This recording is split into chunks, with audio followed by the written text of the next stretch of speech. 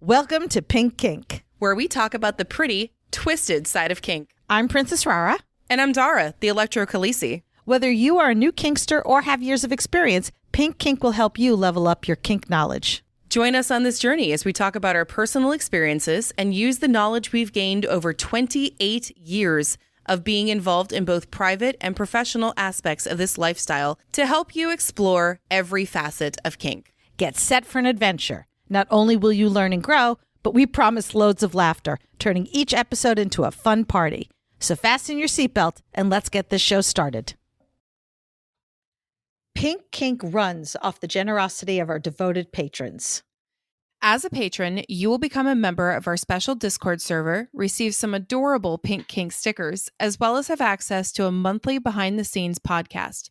Patrons also get discounts at our Etsy shop, Pink Kink Boutique, and our online classes at Pink Kink Institute. In addition, our impactful and electrifying Pink Kinksters get special audio and video episodes.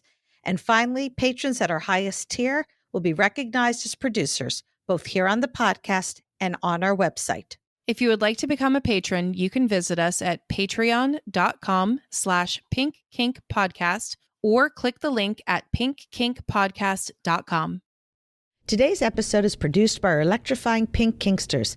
Thank you, Jay, Witcherman, Brianna Lynn, Daddy J, Fabe, Embers, Blossom, William P, Claire, Lady Blooding, Naughty and Nice, Butte Pain, Manda Panda, Kat, Stefan, Shadow Phoenix, Voldy, Christopher, Kilted Sir, Brian, May Cry Devil, Ruby Riot, Mistress Velma, Enchanted Sparrow, The Wombat, Impact Hazard, Twitch, The Midnight Girl, Sinful, J21, Daisy If You Do, AK Harley Chick, Violet Rain, Serenity, Belle, Eric, Lady Affliction, Dr. Dave, Pumpkin Pie, Ms. Tourmaline, S'more, Hacksaw, Wee Mad Beastie, To Be Better For Me, 3 a.m. Thoughts, Forest, BP Bryn, Crash Override, Kinky Bear, Barbie, Navigator Bard, Frost, Sinful and Naughty, Coffee and Chaos, Noir, Haley's Comet, Mr. Pillsbury, Peaches, Mighty Owl, Princess Sassy Pants, Lady and Lex, Chaos Monster, Kristen, Casper, Hazel Page, and Jessica. I'm going to whisper because I don't want to wake Dara. What? You make it sound like I'm a kraken. No, it's just because you've been sleeping because you've got dungeon hangover. I really do. Poor Dara. Dara's been to the dungeon twice this month, 2 weeks in a row. That's a lot. That's a lot for Dara. Actually, it was really funny because last night everybody was like, Dara? What are you doing here? This is not risque. I'm like, I know. But Dara came out because we had friends in from out of town that Dara had not had the privilege of meeting in real life yet. Nope. So she dragged her poor, sorry, tired butt out to the dungeon for an extra visit. And that's just a lot for this little girl to handle. I cannot handle it. But it would be fine if we weren't recording. It would be fine. Because then I could just sleep. But no. No, we have to record. Okay, but did you have fun? I did. I really did. Was it it worth it? Yeah. Yeah. It's always worth it. I just need the recovery time is like, I'm harsh. tired. It's harsh. And it's getting worse the older I get. Every week is harder. Fuck you. You're a goddamn baby. You did something the other day and my eldest was standing next to me and I went, your other sister just really pissed me off. He goes, my other sister? I said, yeah, my other child. He goes, you're the child? I said, Dara. Because I'm literally old enough to be your mother. You are physically, yes. However, the fact that you always refer to me as your little sister, so I would be his auntie. I guess technically yes, but at that moment I was like, I felt like I was dealing with one of my kids. What did I do this time? I don't even remember. Okay, I think it was probably more like you were asking me some information, like I had to help you with something, like I do with my kids. What? Because you send me texts like, I can't do this. How do I do this? Where do I find this? Not normally. I only do that if I seriously can't find something. I'm a millennial. We research shit. I'm just gonna agree to disagree with you on this. Look, I don't go to the tech guy at work unless it's like an absolute fucking emergency that I cannot figure this shit out. Okay.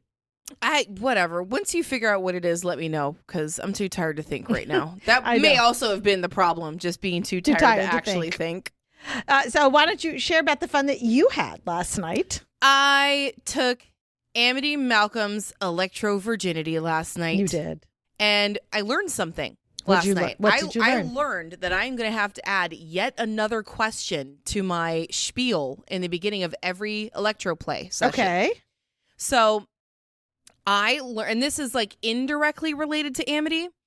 So normally when somebody comes to my table, I ask 3 basic questions. Right. Do you have any battery-operated medical devices inside your body? This includes things like pacemakers, insulin pumps, a couple of other things that are absolute no-goes, right? Yeah. And I also say, do you have any metal inside your body, period, because surgical stuff. So like 15 years ago or so, they made the switch from using stainless or surgical steel in screws, plates, all this stuff that when you have surgeries, they changed it over to titanium. So titanium is not well, it is barely because it's a metal, but it's like the least conductive. But stainless or surgical steel is kind of conductive. Right. Not like horrible, but it's there. So we always ask that. And, if they say, yes, I've got piercings, I'm like, that doesn't count. And then the other question is, are you pregnant? Because obviously don't want to fuck with the electrical systems of that. So that's also a no. And the funniest one I ever got in response to that was, no, but I'm breastfeeding. If I do the electrical play, will it curdle my breast milk? Yeah. That was my reaction too. I was like, no, it won't. You'll be fine.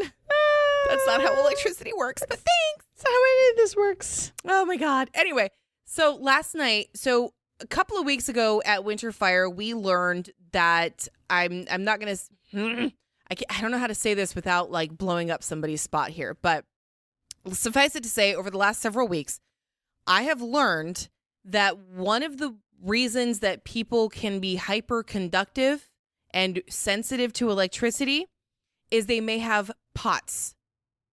Okay. So POTS is a fainting condition. I'm not going to get into the whole medical of it right now, but, you faint. And I think it has to do with like circulation and blood pressure and stuff I'm like that. not entirely sure exactly what it is, but if you have it, it's a fainting thing. So the way to help with this, to treat it, is to have a very high sodium diet. Okay. Sodium makes you more conductive because saline, is very conductive. So I'm messing around with Amity last night, and this chick cannot feel shit. She was like 0 level conductive. I had to minorly brand her in order for her to feel it. And she's like, I'm saying this is what a tattoo, it feels kind of like when you get a tattoo. And she's sitting there like, no, it doesn't. This feels like a kitten licking you. Bitch, what? What are you even? Then we had somebody else sitting next to her, and I can't remember her fet name for the life of me right now, but she'll know who she is. Just sitting right next to her, wearing like really cute tights, like lacy tights. And we put the blanket on, and I would literally go from Amity to this other girl, like, and just the screaming that was ensuing. People were coming over and watching her, and then I would put it back on Amity, and it was like nothing. So I got out the tinsel. I started draping it over everybody. Cindy came and joined us, so I had like this nice little pile of people and tinsel going on. It was great fun. And 2 other girls showed up, and I'm like, hey, you want to join us? I did my spiel. And they were screaming just as much as this other girl. And then Amity and Cindy were like, oh, that's really nice. I like it. Oh, it's so nice. And Kiki joins us, and whoa. And it was interesting because they were like, well, why isn't she feeling it? I was like, oh, she's like not sensitive to this at all. She's like really not conductive. You guys seem to be really conductive. And I said, I've got a friend of mine who does this, and she has POTS, and they're hyperconductive. And they're looking at me and they're like, oh yeah, we both have POTS too. And I went, do you compensate for this by having a high saline diet, a high sodium diet? And they're like, yeah, we do. I was like, ding, ding, ding, ding. So now I have to add this to my repertoire of questions. Well, you do ask. I'm assuming you do. Do you have any medical conditions, right? But you don't specifically say POTS? I say, do you have any heart conditions? I've never specifically said POTS. Right. But I don't want to ask somebody, do you have POTS? Well, then just say, do you have any medical conditions? And then you actually could do you have any medical conditions such as heart, POTS? And like kind of give a list so you're not necessarily. But like, okay, so like battery operated medical devices. I also, the metal in your body also is phrased specifically. It's not just for surgical, it's for the IUDs. Remember that incident? Oh, yeah.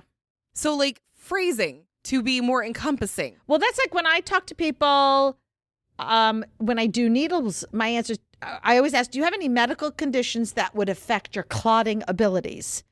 Because I don't necessarily need to know about other medical conditions, just the ones that are going to affect your ability to clot. So, but I specifically need to be like listing examples. Like, do you have any medical conditions that would be affected by electricity? Such heart as condition, pregnancy, POTS. Yeah. Big three, apparently. Yeah. Yeah. Well, there was a lot of sound effects coming from your little corner of the world. And it was all her. Pretty much. Yeah. All of it. Well, and I have to laugh. You're not even mentioning where were you situated for this? Okay, so there's a reason for that. I was next to the medical play area. However, I was on the floor in front of this big giant barrier that was not see-through, so there was no way and my back was to it. There's no way I would have been able to see it. The place was packed. I had told Dara, because this is an event she doesn't normally go to, and I had said to Dara, it's not that big, except last night was huge, like the most we'd ever had. Somebody came up to me and said, they only have 7 wristbands left. That means 7 more people, and they're going to close the doors and won't let anybody else in. And I've never seen that happen before with that many people and a ton of newbies. So many. So I ended up, part of what I do at this particular event is to be a friendly face. So I just go around and it's really hard work for me. I just go around and talk to people. Yeah, that's so tough. I just literally walk up to people and go, hi, you having a good time? So I ended up spending less time doing that and more time going, could you please move? You're in this scene. Or I'm going to just move your bags over to the side because these bags are blocking things. Walking through there to try and go get something else from the changing room was a mess. It felt like going through risque. Mm-hmm. And there were so many, like, let's call them big radius scenes. Mm-hmm. Flogging, whipping. There was one guy who was whipping on the dance floor and you could not go anywhere on the dance floor. Yeah. Was it? I didn't see who it was. I know him, yeah. I was flipping past really, really quickly. But, like, I was just like, are you serious? Like, this is a zoo. You would have been so proud of Hot Asian Guy yesterday. Well, first of all, because I walked up to him and I said, did you see Dara's here? Dara's actually here. I go, I'm sure she's going to want to introduce you to the people she's with so she can say, this is Hot Asian Guy. Yes, and he looked at me and he goes, she's already done that. I did it in the changing room. Yes. When we first got in there. But then I got to meet a lovely woman who was his partner for the night, doing a scene with him. And she's like, oh my God, you're Princess Rara. I went, yes. She goes, oh, I love the podcast. And we're talking. I guess my whole Brat versus Sam opinion really resonated with her. And you'd be very proud because Hot Asian Guy said to her, Dara's here too. Oh. Oh, she didn't come over and say hi.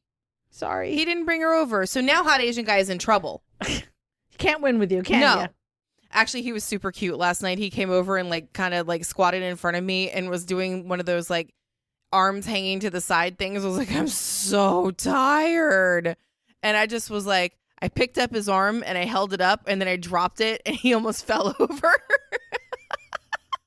Well, it was a wonderful night. I did have a very fascinating conversation with the gentleman who talked to my boobs. What? Now, I will granted, it was a very revealing outfit I had on and my boobs were out there. It was a fantastic outfit, thank you. First of all. Thank you. So I do understand, and as I was telling somebody else, look, they're out there. I don't necessarily get offended that he spoke to my boobs. I think what bothered me more is if he had at least split it up. Sometimes my face, sometimes my boobs, not pretty much the entire time looking at my boobs. But the other interesting thing is, and this is my little tiny soapbox, which has nothing to do with the episode and everything to do with just kink in general. My tiny soapbox. People, when you meet kinksters out in the wild, like a dungeon, don't make assumptions. Oh, hell. So, first of all, he and I were talking, because again, part of my friendly face, we were talking about things that we're looking for, because I had said to him, so what are you looking for tonight? What do you want to do? And he goes, well, I know what you're into, and pointed at the breasts that he'd been speaking to all night that are covered in bruises. Well, number one, the bruises were not from impact, which is what his assumption was. They were from the needles. They were from my needle play the week before. Yeah. But he also assumed because I had bruises that I must be submissive. Oh, no. Oh, no. Oh, rah-rah, did you hurt him?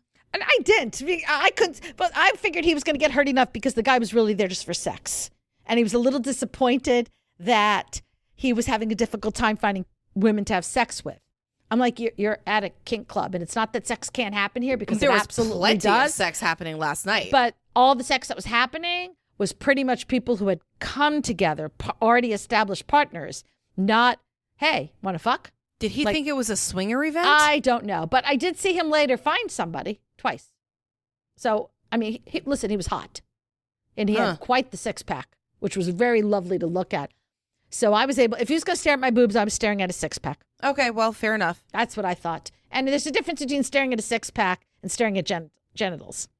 But anyway, but my little thing is, don't make assumptions, people. How did you fix that?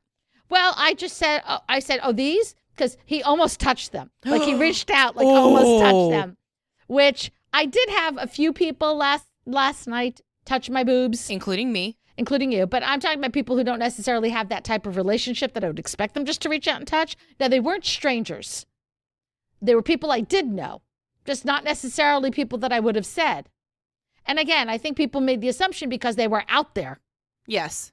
That you can touch. Well, I mean, I made the assumption because I literally have permission to do so. I could be wearing a turtleneck. And I would still, and you'd still touch them. So, but what do you want from me? Listen, they're out there. Do you know how many people, because it was so crowded, how many people I bumped their arms and shoulders with my boobs? Because to get past and through the little spaces, my boobs are bumping into people. They're that big and the space was that small. Yep, there was a lot of people. But I just explained to him, I said, these? I said, these are not from impact. He's like, really? Oh my God, did you tell him? I said, yeah, they're from needles. Then I was talking to another guy a little bit later, and we were again talking about the bruises. Mm-hmm. Because he looked at me and he goes, oh, you look like you had a good time. And I said, these are from last week. I said, I did 200 needles. He goes, that was you?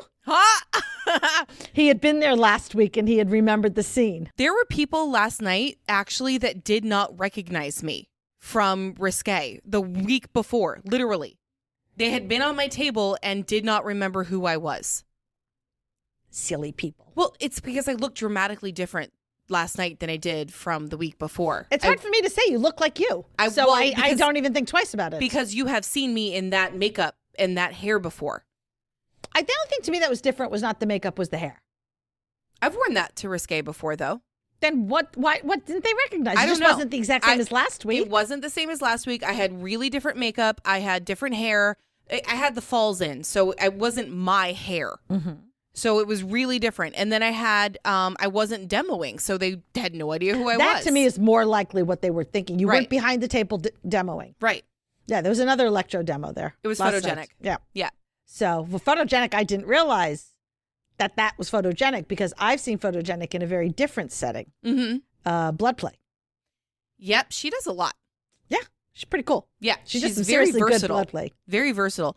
She's the one that did the electro rope class a couple of years ago for Winter Fire. So, I was able to do. So I did impact scene on Amity, which was a lot of fun, and we discovered what she likes and what she doesn't, which is most everything she likes. She was saying that. By the way, she has something to tell you. Yeah. Yeah. I don't know if I should say it because I don't want to take it away from her. Okay. But she has something to tell you. Okay. And I'm going to make her say it in the chat, I think. All right. Yeah. Sounds good. Anyway, we should get going because we're going to lose a lot of time here on the episode. Chatting. All right. Yeah, well, we do that.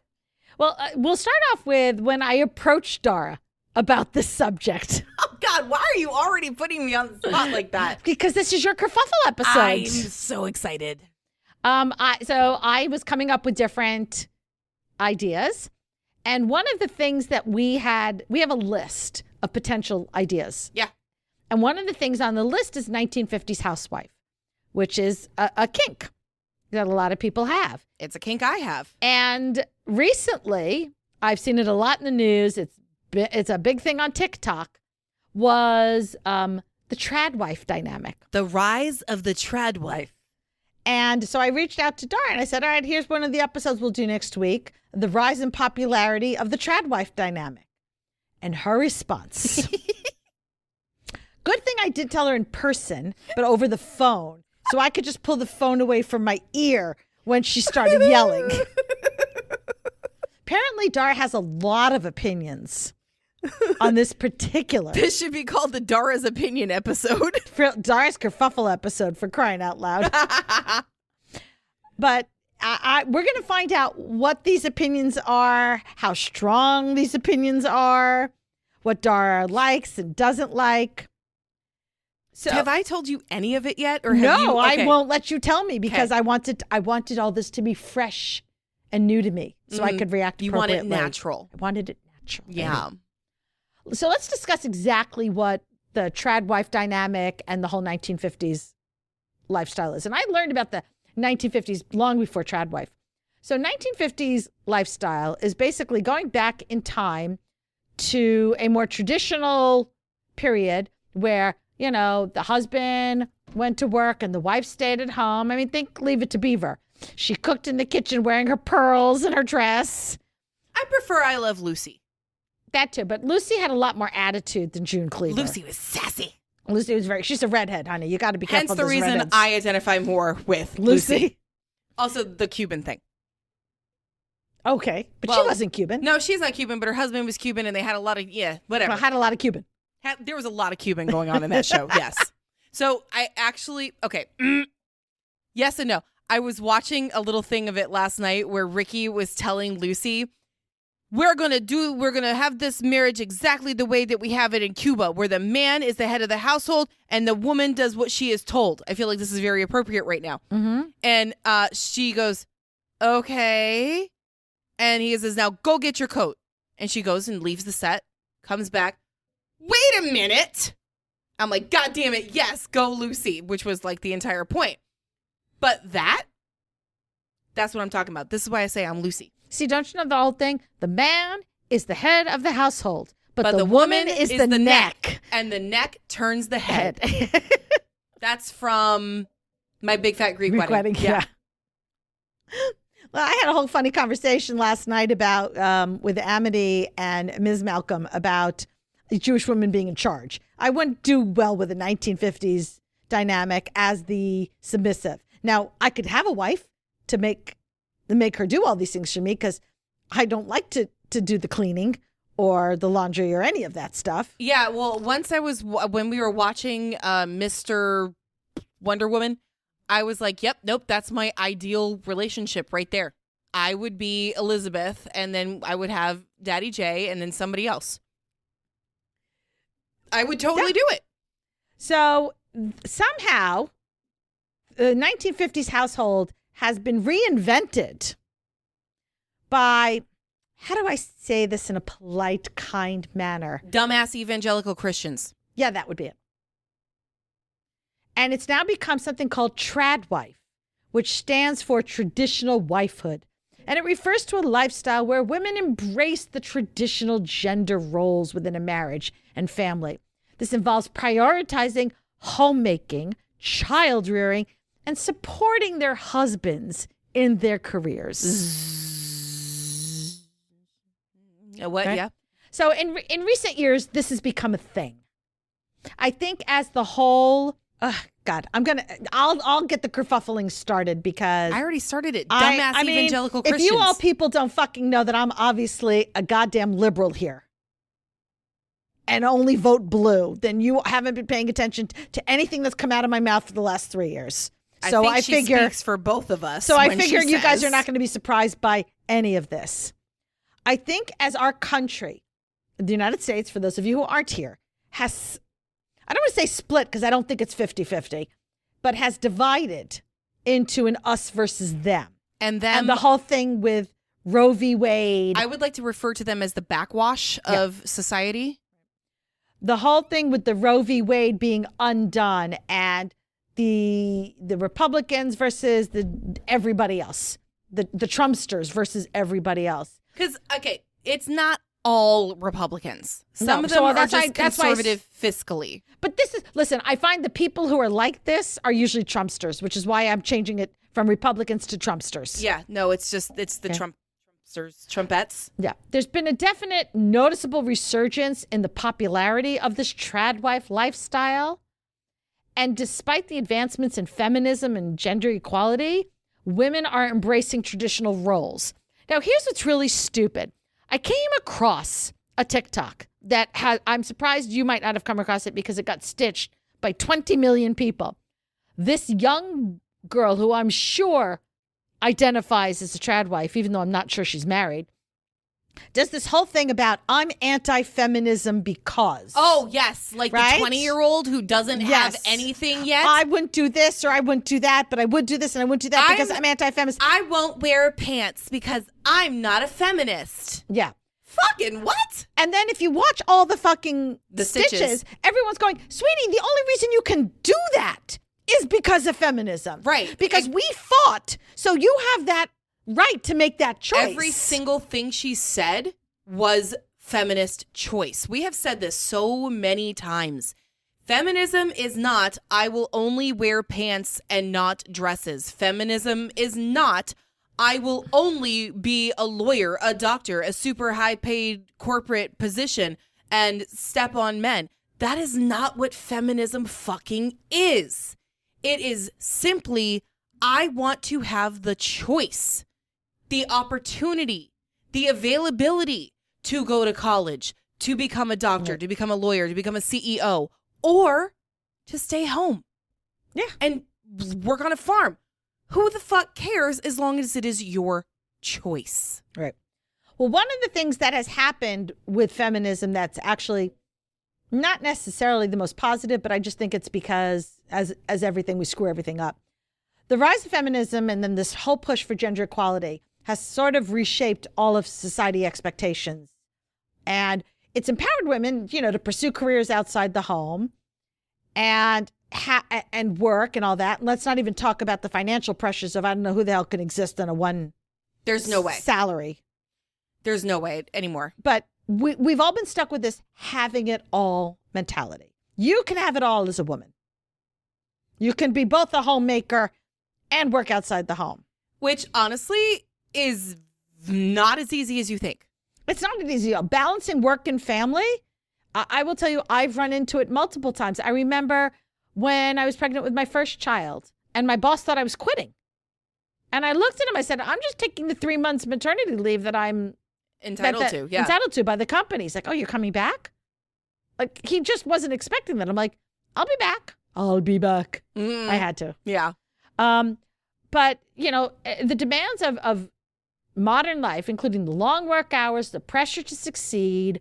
Unfortunately, we're still dealing in the workplace with being a mother and any of the responsibilities that come with that. Your bosses don't necessarily like that. Right. And you would think if you have a female boss that it would be better, but it really isn't with some of them because they're like, well, I do it, so you can too.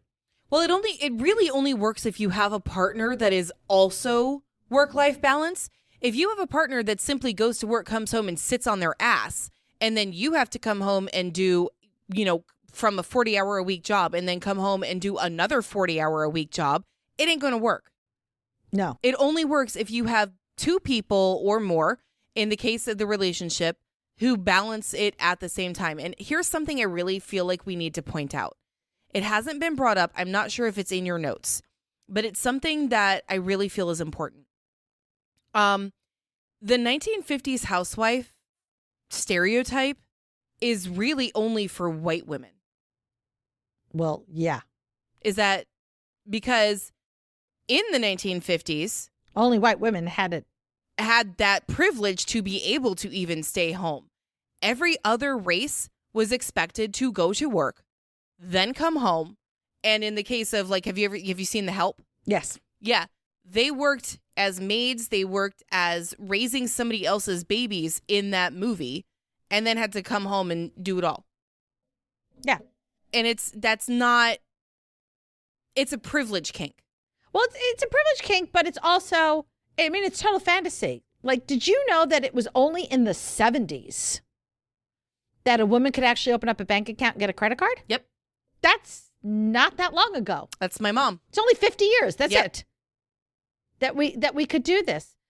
It's just, it was a different world. You could exist on one paycheck. Well, like I said, my mother put my dad through college, bought their house with her money because she was working as a damn secretary, right, and still managed to put my dad through.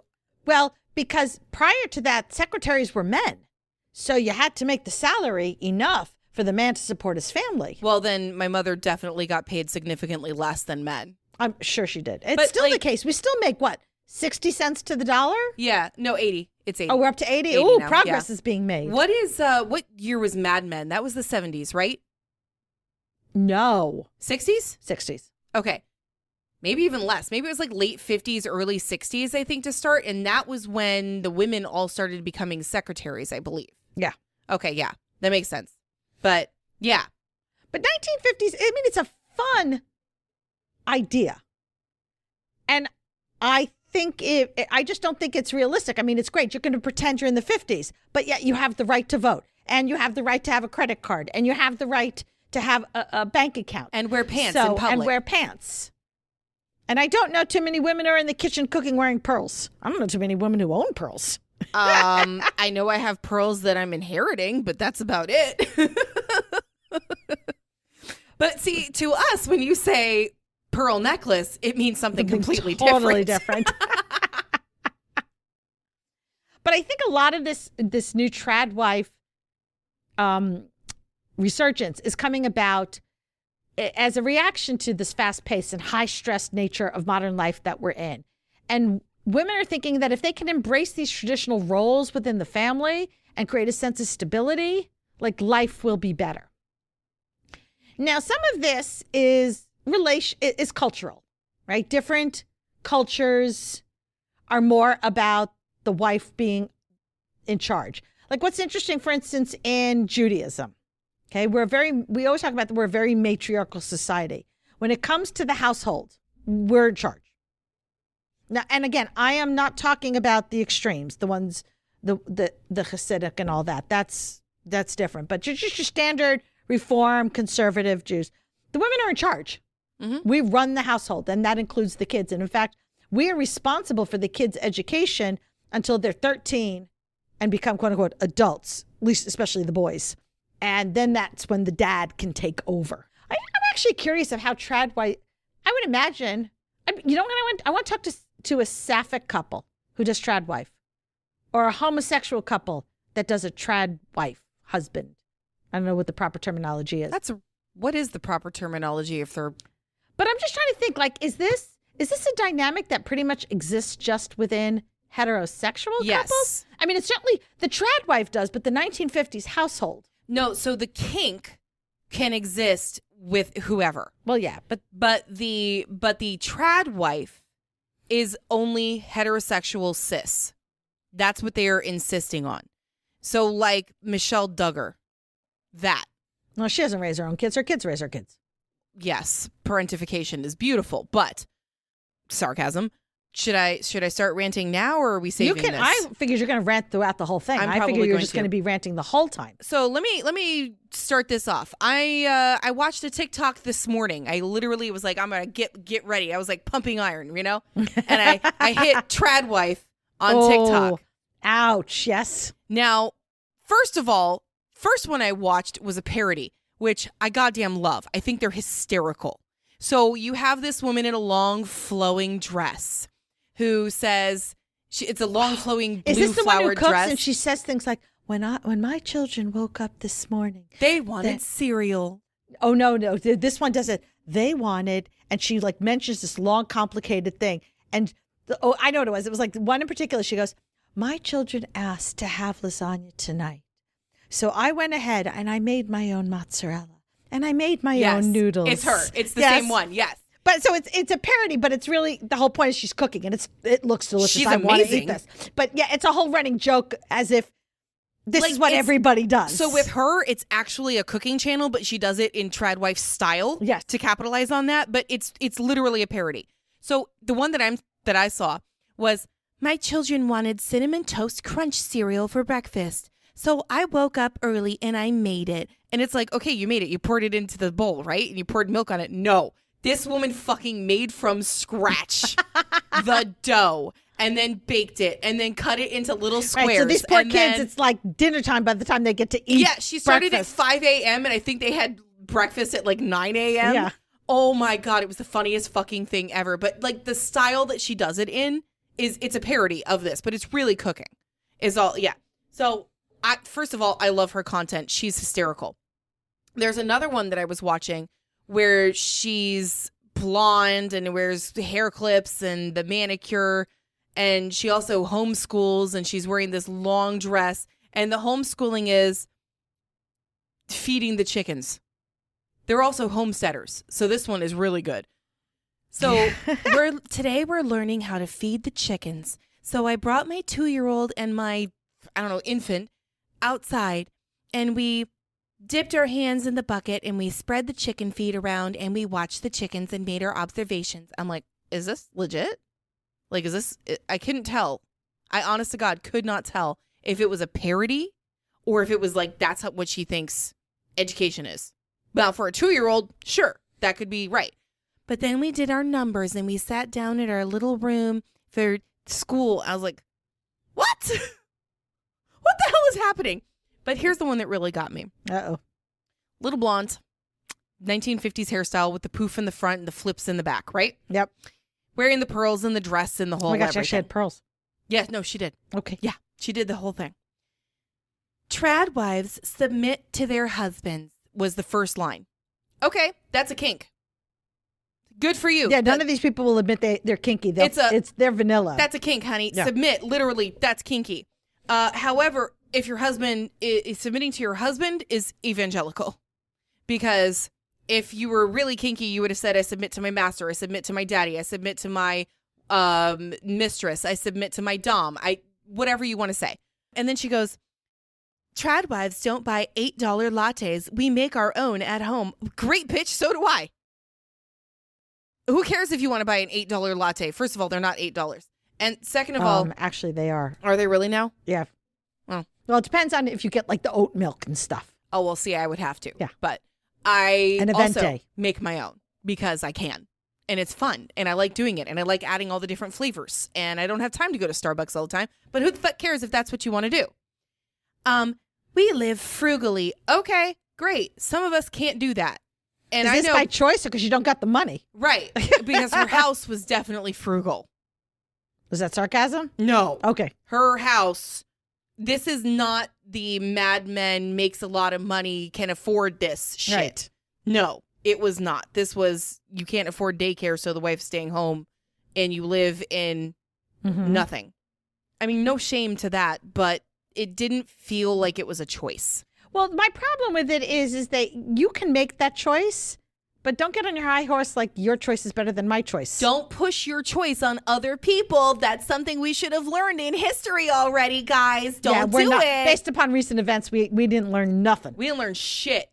All right, so don't shame your husband. Lift them up.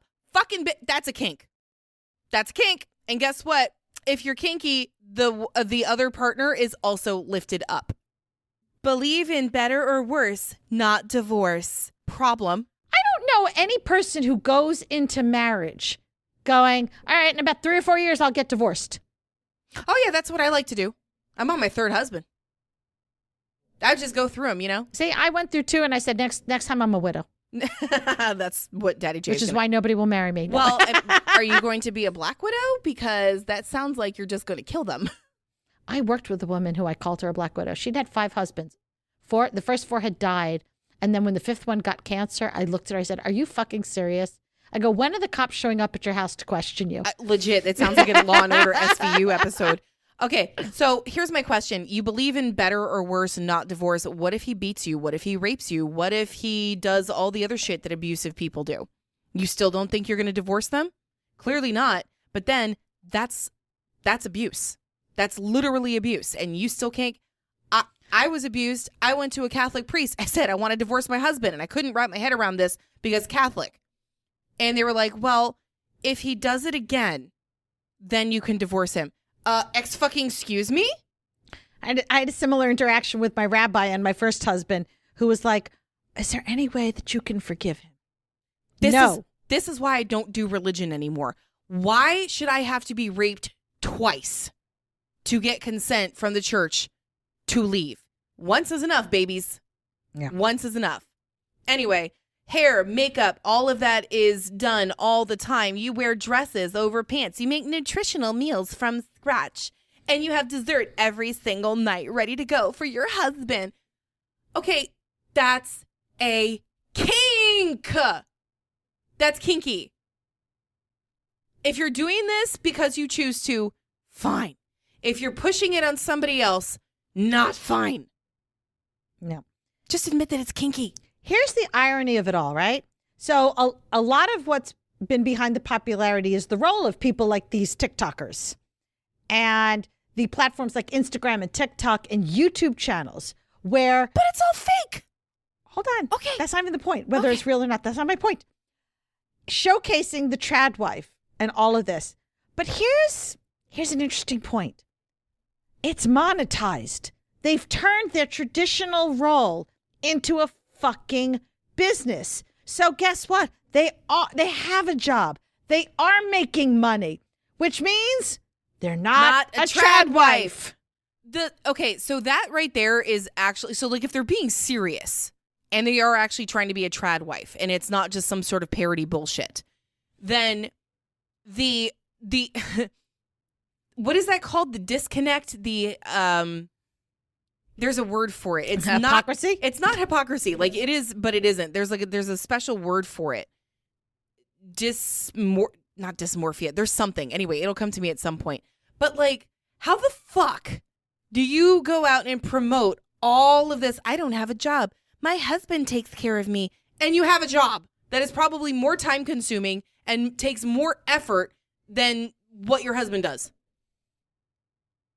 Well, it becomes a lot of that stuff has become the family business, though you don't necessarily see the husband behind it. But but who's recording them? Who's doing the editing? I don't know. Like, it's not like you just do it and put it up. I've seen some of these Tradwife videos. There's a lot of behind the scenes editing that goes into putting these things together. And if they're going past like a TikTok and going onto YouTube, where it's a 30 minutes an hour show, that means there's a lot of work that's been put into it. See, to me, and that just, once you hit that, that's just acting. That's creating a story and acting. Well, this is the problem. It's idolized portrayal. It's not idealized portrayal. God, I can't speak. I'm tired. Where you present this idealized version of this Tradwife lifestyle, and you're showing these beautifully curated homes and these delicious home-cooked meals and always clean and happy children. No. I'm sorry, I'm a mom. That ain't fucking happening. My mom was stay at home for a good long time after she had my brother, and like she was bored to tears. Listen, I'm a Gen X kid, so my mom also stayed at home, and I had to fend for myself. It was the worst of both worlds. Mom was off with her friends. It's like, go. Yeah. So just be home when the lights are down. We still had that with millennials. Just get out, go outside, get out, go play. But the problem is they've set it up where, and it's, as with many things, it's not like I enjoy this and everybody can go, well, you do you, boo, and I'll do me. It's like, this is better. Look, my children are happier than your children. My husband's happier than your children. But meanwhile... Wait, my husband's happier than your children? Yeah, that too. Okay. My husband's happier than your husband. Is that better? Thank you. Okay. It was a little bit off balance. I Listen, was like, wait, what? my husband is going to be happier than the children because he doesn't have to do a damn thing. I probably will make the kids do some chores so I can teach them the value, but the husband doesn't have to do a damn fucking thing. Only the girls. I saw another TikTok about somebody was showing off her golden retriever husband. And the comments were very interesting. You ran the gamut from, oh, I need a golden retriever husband, to my husband's a husky. Very dramatic. I like that. Or I'm married to a Doberman or whatever. To the other half going, we just call that dad. Which one? The golden retriever? Yeah. Meaning that what he's doing, she's showing him, they're on an airplane. And it's one of those 3 and 3 seats. Yes. And they've got 3 kids, one who's young enough to be on a lap or something. So dad was sitting on one side in the middle seat with the child on each side of him and the third one on his legs. And he's entertaining them for the flight. Mom gets to sit by herself on the other side. And she's like, look, he wanted to do this. Isn't this great? He's a golden retriever husband, daddy. And a lot of people are like, we just call that dad. He's taking care of his children, which, I don't know, he's supposed to fucking do because he's one of the parents. Like, it's nothing special. Well, it shouldn't be. No different than when we say the dad's babysitting. Ew. As if it's not his responsibility, too. Ew. He was there when these children were made. I hope. I was going to say not necessarily if it's IVF. Well, he had a part in it. As somebody who did IVF, trust me. Well, I didn't say he didn't have a part in it, but they actually, technically, the children are made in the lab. Technically, I wasn't there either. Right. I'm not disagreeing with you. Hey, you know what the best part about that was? I got sedated when they put it in. Now I got the song, Let's Be Sedated. God, sorry, folks. We are so fucking exhausted. We're slap happy as fuck right now. Nobody slapped me. I'm not happy. Do you want me to? Get through this episode without keeling over and I'll slap you, okay? Yeah, I can do that. I have so much to do later today. I think for me, I love the concept of a 1950s housewife. Not that I want to be one. I just would like to have one. Yes. Like, I would like a submissive who would be my 1950s housewife. And I'll play along sometimes and join in and I'll take care of stuff. But yes, I would like my own wife, please. My mother, all the time when I was growing up, I need a wife. Yes, Mom. Yes, you do. Yeah. I find it very funny and interesting that these mostly white evangelical women who would probably clutch their pearls in dismay at Kink in general are actually participating in a kink. That's the part that I cannot deal with, because the biggest problem I have ever had with any religion is let's face it, mostly Christianity. Stop fucking trying to get other people to do your thing. I hate the fact that it's permeated society. To me, this is why we have so many goddamn incels right now, and this whole shit with spreading all over social media and all over the internet about, this is how women should be, but I can't get one. Well, stop being ugly and disgusting, first of all. And then it's permeated politics. Holy fucking shit, can I not say this enough? It has no fucking business being a part of politics. And once you get to the point where you are literally saying, this is the law because it's in the Bible wasn't even written correctly. The Bible, folks, is just a bunch of men taking what they were told and writing it down. If you've hung, and I don't, all it is the sequel to the Jewish book, right? But it's all the New Testament. The Old Testament's the original, right? And here, this is really going to piss people off. You ready? I'm ready. I can't wait to do this part. Send all hate mail to Dara. So I do writing stuff, right? I write. I like literature. I like books. I studied it. That's part of my degree. And did you know that the definition of mythology is it has gods in it?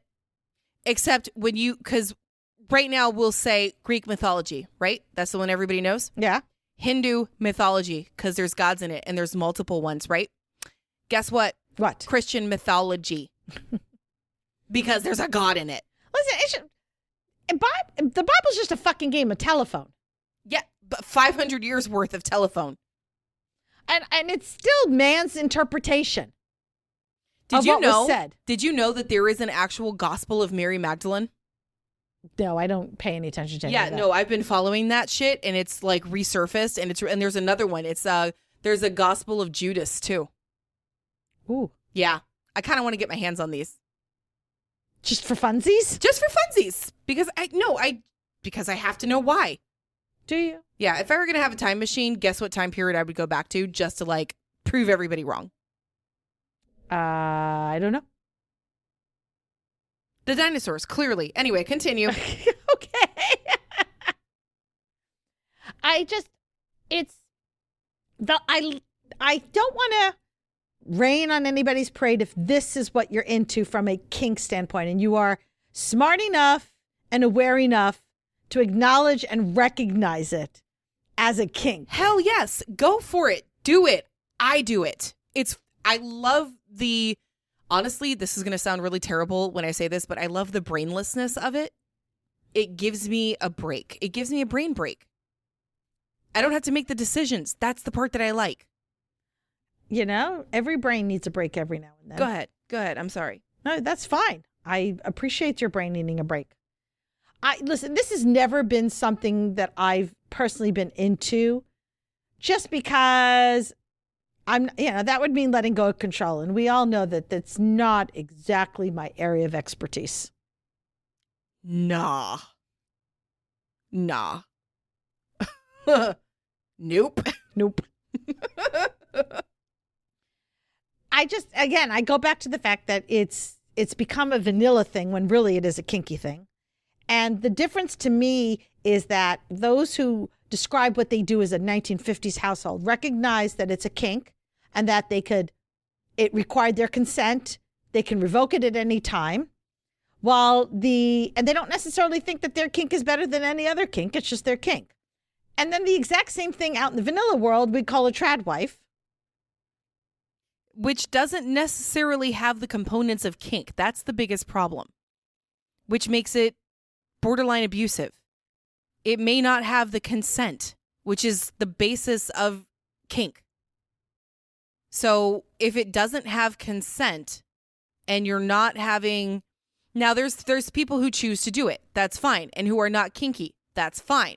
Just recognize and understand that what you're doing is kinky. So how would you say if you wanted them to go about doing it the right way, per se? Are we talking you're being a tradwife without the kink aspects, but you if you wanted to do it as a kink. Oh, negotiate, get consent, write down what you will and won't do. So, for example, laundry would probably be not a punishment, it's a necessity, but I will not do my husband's laundry. Like, that's not something I will have as a part of my 1950s housewife kink. I will, however, have making bread from scratch. I make pasta from scratch, for fuck's sake. So the cooking aspect, I love. I make the dog's meals from scratch, for fuck's sake, okay? Oh my God, spoiled rotten puppies. And it's healthier for them. And I get compliments all the time on how good they look. Their build, their coats, everything. They are pretty puppies. So the vet has even said, whatever you're doing, keep doing it because you're doing it right. And I was like, okay, cool. So I keep doing it. But I could do this. Okay, so for example, my cousin is a stay-at-home mom / housewife. Mm-hmm. She has always been since they got married. The woman has not worked a day in her life. And she's younger than me, so that's what I do. But she's amazing at it. She cleans like a fiend. She cooks really well. I cook better. Sorry. Ooh. Yeah, no. Well, she's my cousin. I can say it. She doesn't even listen, so it's whatever. And now they have a baby. So she does all of that. The woman went to an... We knew what you meant. Sorry. I'm just going to say her scene name. It's Brooklyn. So Brooklyn took her baby to grandma's house so that grandma could watch the baby while she got her nails done. And this was just maybe 6 months after Okay, the but baby was born. grandma probably was like excited about the opportunity. There's 2 sets of grandmas in this that are just beyond excited to be all over this baby. But you want to know what husband did? What did husband do? Stayed home, played video games. Well, yeah. So, like, he can't stay home and watch the baby while she goes and gets her nails done? He's got better things to do than babysit. Clearly. But that, to me, that's the Tradwife situation, right? Yep. He goes to work. That's pretty much all he does. He comes home. He relaxes. He has to take an hour to 3 hours every night to relax and decompress, right? Mm-hmm. Meanwhile, she's cleaned the house. She's taken care of the dogs. She's prepped the meals. She's fed the baby. She's taking care of the baby all day, and she's still going. I'm exhausted. I would die. If that were actually my life, I would die. She loves it. Listen, if she's happy, I say go for it. My aunt did the same thing, except she was more the socialite part Mm-hmm. of that. So again, and now she's basically a caregiver of my grandmother. So like, again, that's their choice. It's not kinky for them, but they thrived in it and they will continue probably to do so. So that's fine. My cousin is not pushing this lifestyle on me. Never has. Mm-hmm. My cousin knows that I would be bored to fucking death. And my other cousin is very much into her career and probably will also choose not to have children. She's still kind of on the fence about it. Don't do it. It's a trap. Well, Sorry. but like, here's the thing. She comes home from her very demanding job and her boyfriend who lives with her now does not have a very demanding job. Mm-hmm. She comes home every week and he has feng shuied the house in a different way. And she's like, I don't know where anything is. God damn it. But it makes him happy. So I will just learn where the shit is now. So like 3 very different dynamics going on here.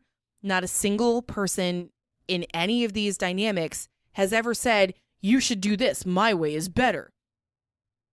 And that's how it should be. Yeah. Anyway, that's my little mini rant.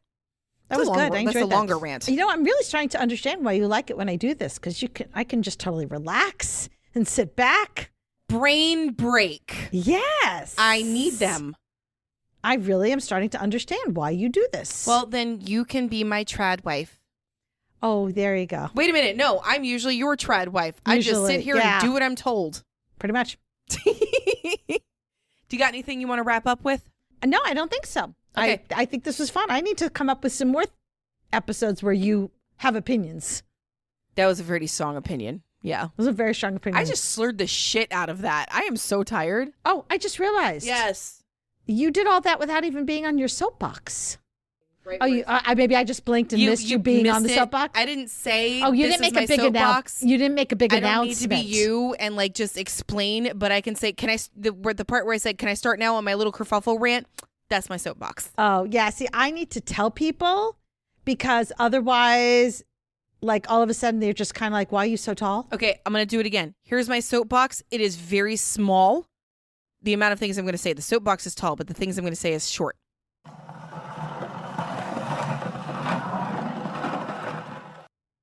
Okay. Soapbox.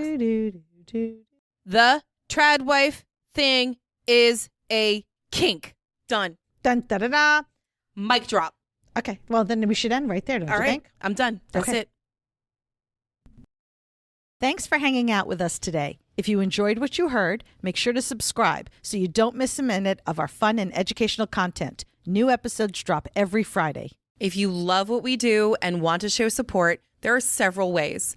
Join us on Patreon at patreon.com/pinkkinkpodcast. You can support our affiliates or help spread the word about our kinky podcast to your friends. Don't forget to rate and review Pink Kink on Spotify and Apple Podcasts.